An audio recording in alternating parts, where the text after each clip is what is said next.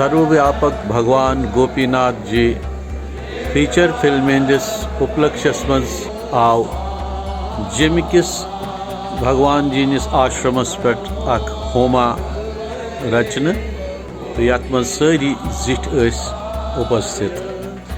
अत मज खास कथ ये कि पंडित प्राण किशोर कौल जी यम जन जीवन किस अकिस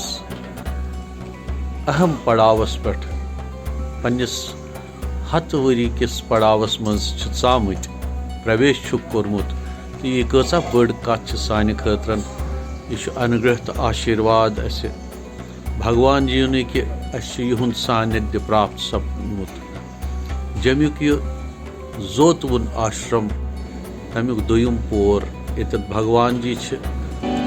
बब भगवान हरे बब भगवान हरे टाटा भगवान हरे बब भगवान हरे टाट भगवान हरे। ओम नमो भगवते गोपीनाथाय। बेसु भगवान जी ने अथुक बनोमुत ओमकार पोशो सत भक्तों बनोमुत कोता म्यूठ कोता जान तो यह आश्रमुक मेन हॉल यथ मंजन बड़ सुंदर स्वरूपस मज स्थिर स्वरूपस मज आध्यात्मिकस तमि जागृति हिंद स्वरूपस मज अलर्टनेस तो अवेयरनेस अख बावत करान पान भगवान भगवान आव यमन जीवन काल से मज वन क्या तिमो हाव तिम कृत्य तिम सारी चीज यम सन लुक प्रेरित सपदान। यह सर्वव्यापक भगवान गोपीनाथ जी फिल्म खतरन जन प्रीमियर शो तमिच तैयारी सपदान लुक यम कैमरामैन सातोस्कर डायरेक्टर अरुण जी तो बे एडिटर फिल्म हंद तो यह बह पोस्टरस सतन पोज करान तो बे बाकियन जन बड़ रिनाउंड बॉलीवुड डायरेक्टर कैमरामैन तिमन सतन कैमरामैन रामानंद सागर यम जन टीमिक नफर तो यम काफ़ी गुणी नफर। यह हॉलस मज ये पिक्चर रिलीज गन इंदिरा थिएटरस मज लुक वनकस तो बेहान पन पन जाय रटान यम दो तोस हॉल फुल बिहित आनंद तुलान अमि दृश्युक तो यह दृश्य बड़ सुंदर क्या भक्तन हुंद यकजा गसुन पानस मज अख बावत पान संजय जी पान सतन तो यह कास्टिंग सन जन बे उरूज कथ करान ये हिमालयस कुन वुचान भगवान जी हंद फिल्म हंद कह सीन यथ मज जन यम कह बावत करान शिवम भट्ट जी विभा जी बे साधना जी तो यमो बड़ असल एक्टिंग कर्मस तो पंडित के रैना जी यम गई संजय जी पान विवेकानंद रोलस मज के रैना जी अद्भुत काम कर्मस पन वॉइस भगवान जी हंदिस पात्रस पे करित बड़ मलवन आवाज़ बड़ असल आवाज़ तो यह फिल्म खज रथ। विश्वनाथ कंपासी जी सुन जन गेटअप सह आव मे बड़ पसंद तो भगवान गोपीनाथ जी भूमिका शिवम भट्टन बड़ जस्टिस कर्म अत रोलस सतन। विवेकानंद डायलॉग यहाँ कमल खिलने वाला है बड़ बेहतरीन तो अख बड़ असल जन साधु संदिस वेशस मज वीर जी सुम्बली कमाल के आर्ट डायरेक्टर और ये डायरेक्टर अरुण जी जो प्राण किशोर जी के साथ साथ डायरेक्शन कर रहे थे वो भी बाकमाल उन्होंने उनका मैंने देखा when he directed me. Satoskar cameraman लाजवाब तो यम जया जी तो प्राण जी यत दरबार करान मंत्रणा करान तो बुत क्या करुन तमिच दावत करान भक्त जन प्रसाद खेवान यह व्यखुत अख दोह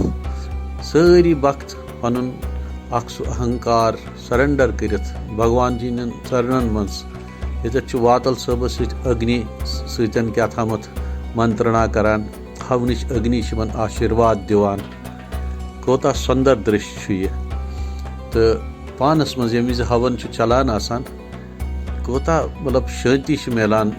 परम चेतना जागृत गसान तो अलर्टनेस हुंद सबक बबजियन दुत कि 24 घंटे 24 पहरन गन गुरुदेव पंडित कृष्ण लंगू जी सारी सम्मान प्राप्त करने के अत बिहित आशीर्वाद खतर बिहित जया जी बो पन कथ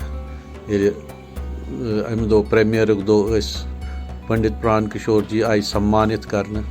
तमाम भक्त आई सम्मानित करने तो यह सम्मान उस अख आशीर्वाद भगवान जी सुंद जन अख सु क्षण सेलिब्रेशन हुंद क्षण सर्वव्यापकता हुंद अनुभव कोर सारवी कित पठन त्रोक शाल यमन तो ट्रॉफीज करक तिमन हैंड ओवर तो यह व्यखुत अख मोमेंट तिम जन फिल्म हंद पात्र तिम हॉलस मज बिहित तिम मेन टीम फिल्म हज तो तम पत पत्किन सारी कास्टिंग बिहित बे लूक त बिहित यम जन अमुक ये उपस्थिति कर दर्ज सारवी सारी आमुत जन जग जन खानदर चलान अशोक राजदान जी तत उपलब्ध बे जन जिठ आश्रमिक ऑफिस बेयरर्स सारी अनथक परिश्रम करान तो ये इवेंट सफल करने खतर हर अख कोशिश करान यह अख अलगई अम पत भगवान जी वाटिका आम नव बनाने सान खतर नव मगर जन भक्त जन जमिस मज तिमन खतर रूटीन तिम गसान और अत वत्सव मनावान भगवान जी वाटिका मज यह सो वाटिका भगवान जी गोड बन यथ मज बह सम्मानित कर आशीष सम्मान सतन 1998 मज सोरी अद्भुत दृश्य इन अद्भुत दृश्यन मज रच मज भगवान जी भाव व्याप्त भगवान जी चेतना व्याप्त भगवान जी हर कण कण मज उपदेश दिवान भगवान जी हर दिशाए मज पन अनुग्रह बगरावान पन सो माय बगरावान यम खतर तिहुंद जन्म सपदोमुत तिहुंद जन्म न सिर्फ भक्तन रच करने खतर भक्तन लकट लकट चीज इच्छाई पूरा करने खतर